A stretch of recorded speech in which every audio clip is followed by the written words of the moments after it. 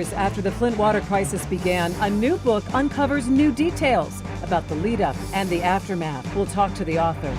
And combating disinformation and managing distrust this election season, a conversation with Barbara McQuaid. Today is Sunday, September 1st, 2024, and this is Flashpoint. Hi there and happy Sunday to you. Welcome to Flashpoint. I'm Christy McDonald. Devin is enjoying the week off. So here we are rolling into the unofficial end of summer. People enjoying the jazz festival downtown, Arts Beats and Eats in Royal Oak, soaking in the last bit of vacation. A lot of kids have already headed back to school, including college. I just moved my son into the dorm last week. I can only hope he's doing some kind of laundry. Well, back here on the news front, Michigan continues to be the ultimate stop for presidential candidates, both campaigns in the state this week. And then some interesting political news in Detroit. Thaw CEO and former city council president Sontiel Jenkins announces that she's exploring a run for mayor in 25. Mayor Mike Duggan not saying if he's running again until after the November election. We'll watch that for you.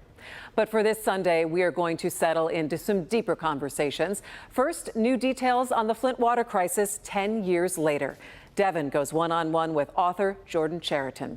And then I catch up with former U.S. Attorney, U of M law prof, and author Barb McQuaid on the danger of disinformation that we're dealing with surrounding the election. So let's get started right now on Flashpoint.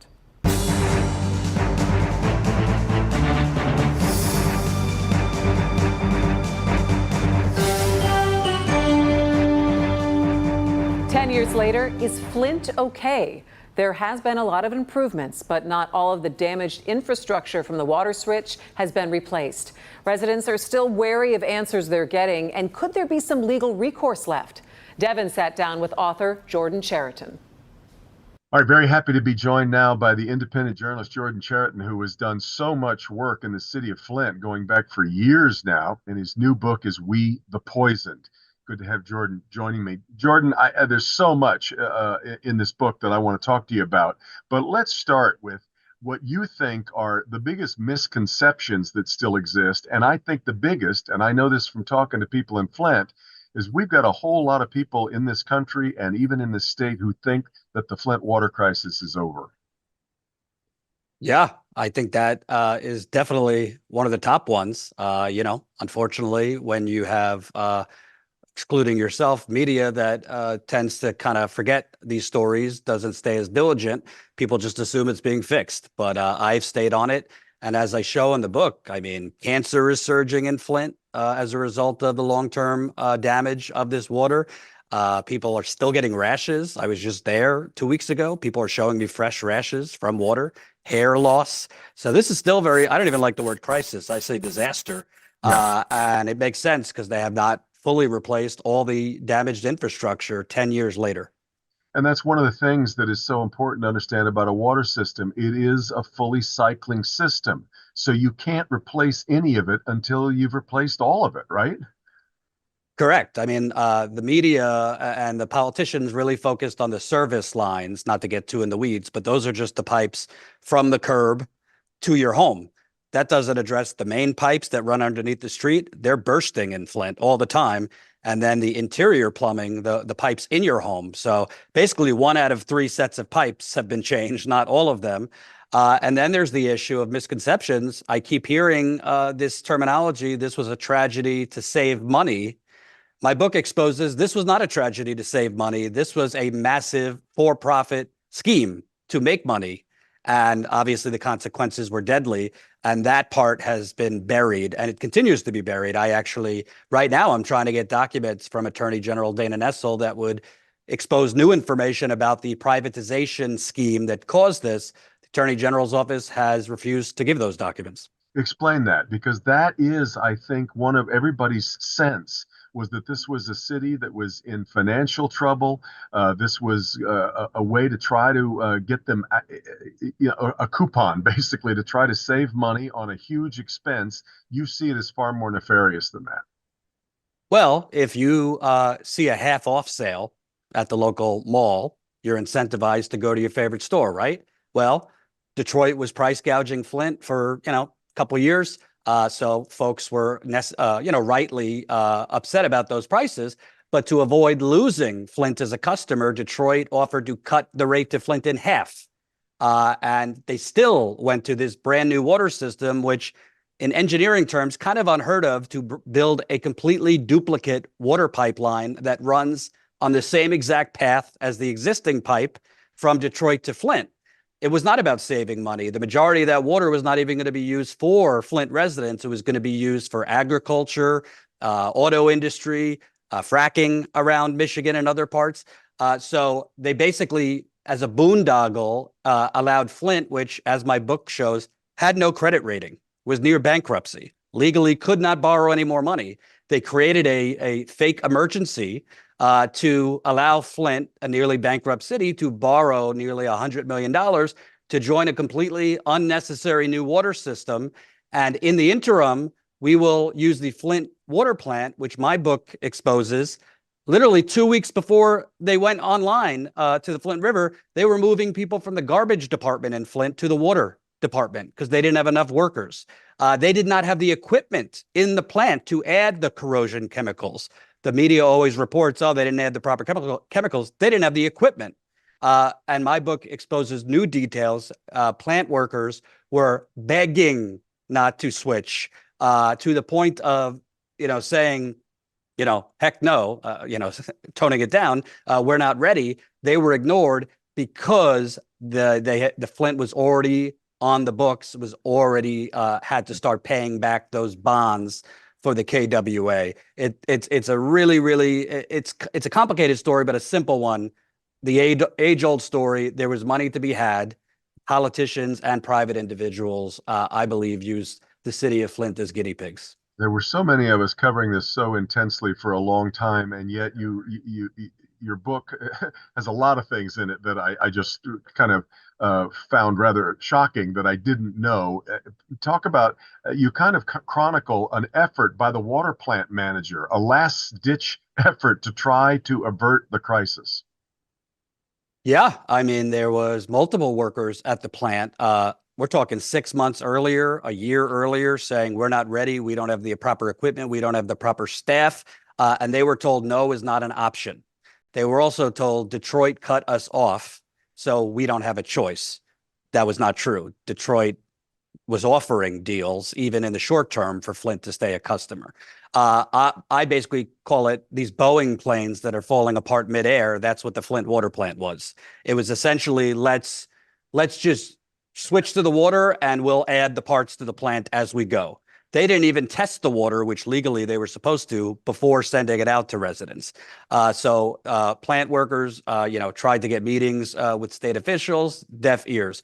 I also learned that Governor Rick Snyder was warned a year before the water switch. He was briefed in person about bacterial risks of using the Flint River. He greenlit that ahead. I also obtained private testimony that was never released that the former governor did in 2020, where he's under oath, but he seems to, have selective amnesia, particularly about what and when he knew about the deadly Legionnaires outbreak. He told Congress he knew about it. He found out in January 2016 and held a press conference the next day. Well, under oath in 2020, hundreds of times he said, I don't recall, but he was not as firm that he learned of it in January of 2016. He also made statements that kind of are hard to believe, like, I don't recall if I ever spoke with my top lawyer about the Flint water crisis, even though his top lawyer was in writing urging them to get off the Flint River. So there's a lot of new developments in that book, particularly Snyder's testimony. Yeah. And it also really shows the story, I believe, of how this was systematically a narrative was created by the Snyder administration, some in the media, that this was over when, as you said, it's not over. Yeah. We have arrived, though, at a place, Jordan, as you know, now infamously, where apparently no one is going to be held responsible for what happened in Flint. Dana Nessel took over the initial investigation, kind of did a restart, and that's been thrown out of court. Just give me your reflections on where we are from a legal recourse sort of standpoint. In fact, now we're at the point where Rich Baird is filing for a $2.8 million payout for wrongful prosecution.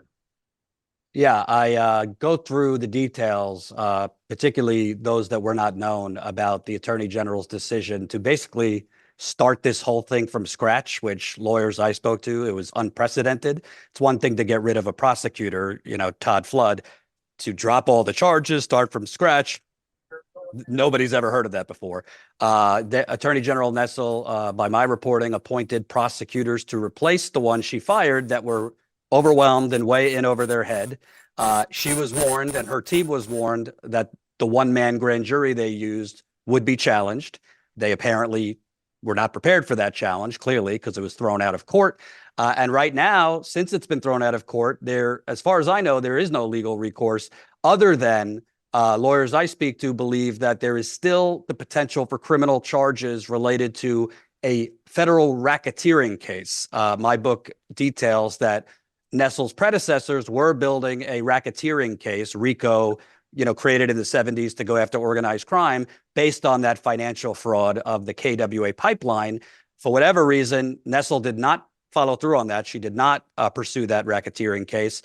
She right now is withholding documents from me and other journalists that would outline what those charges were, who they were going after, what the evidence was. But I believe if those documents and that information got out, there could still be charges because the statute of limitations for racketeering is a little more flexible than, misconduct in office and other things. So I implore the Attorney General, and I would implore the rest of the media,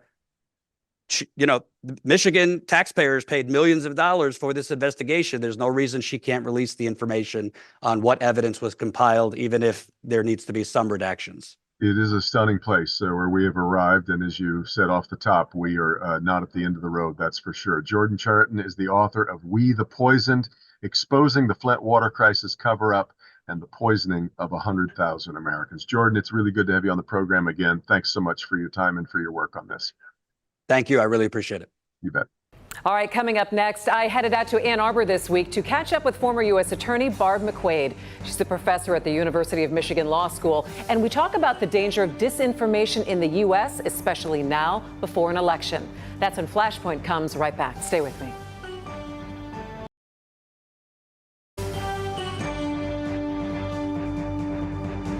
Welcome back to you. All right, since we are hitting the heart of the election season, I wanted to talk with author and former U.S. Attorney Barb McQuade about the danger of disinformation in our society, especially now. She recently published a book on it. She is also a commentator on MSNBC. And so I headed out to the U of M's law school, where she's a professor.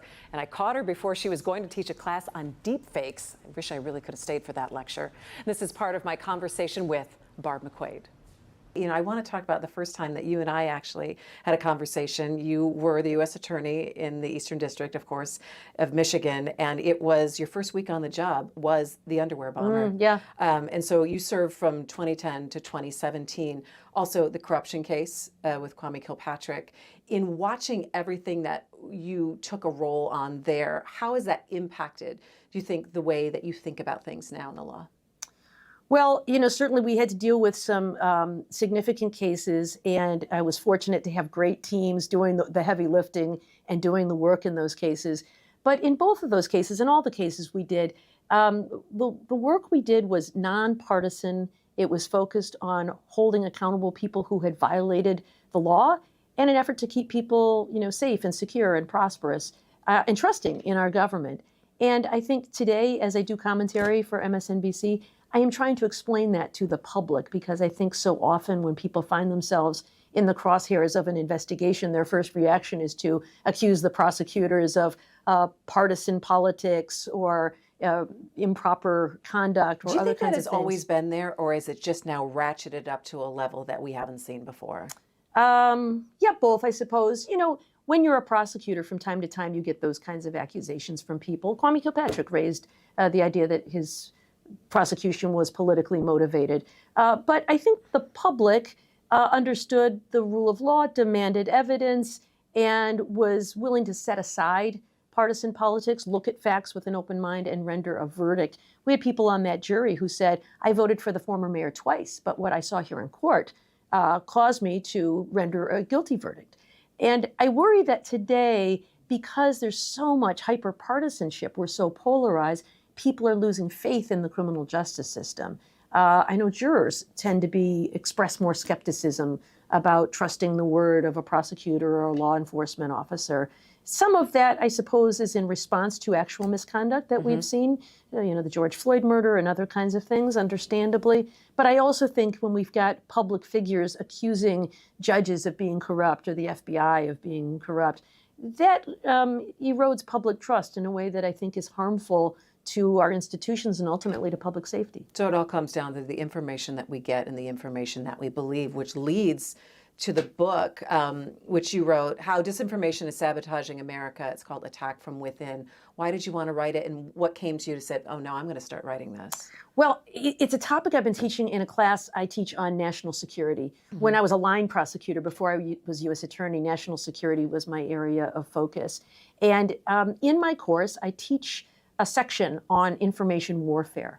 And in the past, it has been something coming from outside the United States, Russia trying to sow discord in society or influence the outcome of elections or undermine confidence in democracy. But now, in recent years, we have seen actors within the United States using some of these same tactics to try to sow discord and to try to undermine public confidence in our elections.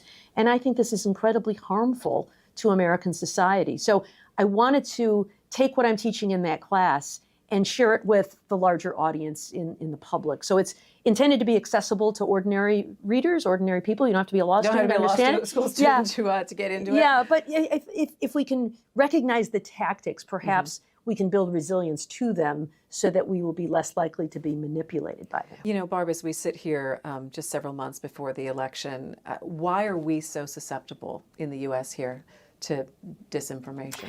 Well, there are a few reasons, I think. One is, like people everywhere, we are susceptible to fear and conspiracy theories. And so some of these things are just stoking fear that, other people are going to come in and take what's rightfully yours. That theme is something that I think resonates with all of us when people engage in that sort of fear-mongering. But one of the challenges here in the United States is what I consider one of the greatest virtues of the United States, and that is our First Amendment, right to free speech. And it is a cherished right on the left and on the right. No one would ever want to remove it. It is what gives us the power to speak out against our government. And yet, because of that right to free speech, people are free to tell lies, to say things that aren't true. And so figuring out a way to reduce disinformation while still protecting the right to free speech is actually really tricky. It makes it difficult, I think, to, you don't want to censor anybody or monitor anyone's speech. But I do think there are ways to address the processes that can help mitigate the problem. I think what I think about that is so difficult is that right now people might be listening to you and say, oh, but I know she was appointed by President Obama, that she is a Democrat, and so how can I believe that what she is even telling me, that it doesn't skew a certain way? Are we so guarded now that everything that we see, that we're seeing through a different or a particular lens, and that we are then saying, I'm not quite sure if I can believe?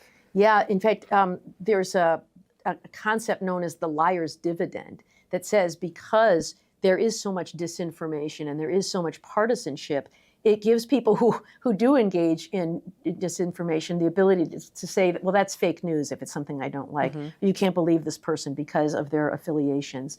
But I do think there are things that we can do to make sure that what we are hearing is accurate. If you destroy the very concept of truth, that there is no such thing, it's all moral relativism, I think we lose the ability to be able to work together as a society. We have to have an agreed set of facts, and then we can all disagree and have our own opinions about those facts. But I think there are some things we can do. One is certainly look at the credibility of the speaker. Is this a person who has a track record of credibility or not? Gosh, do people even Fair take enough. the time, though? Yeah. Sometimes it feels like people just make a snap, decision. I think that's right. But I think one of the obligations of citizenship, I think, is to engage in democracy. And I think that's going to take a little bit of work of media literacy. Assess the credibility of the speaker. When you're reading something, is this something that's been reported by a second source or only one? When you read news, don't just read the headline. Sometimes some media organizations, engage in some clickbait where there you go. the headline doesn't always match the story. So important to read both of those things. And also, getting your news from a variety of sources. Don't just take it from me. If you hear something that I say, I hope you believe me, but check it out, back it up. go to the source, look for other sources that are saying the same thing.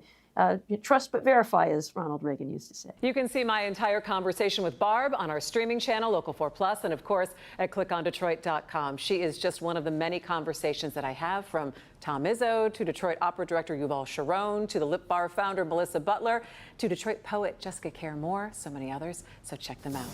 I'll be right back. Stay with me.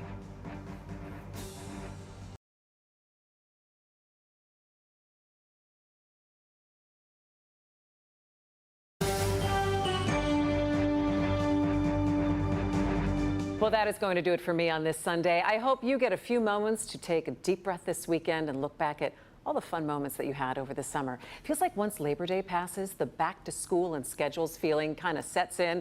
It's easier to set up meetings because people are back in the office, and the summer easy days are traded in for our customary routine. So enjoy today. Devin will be back in the big chair next week. And for everyone here at Flashpoint and Local 4, I'm Christy McDonald. Take care of yourself, and I'll see you again soon.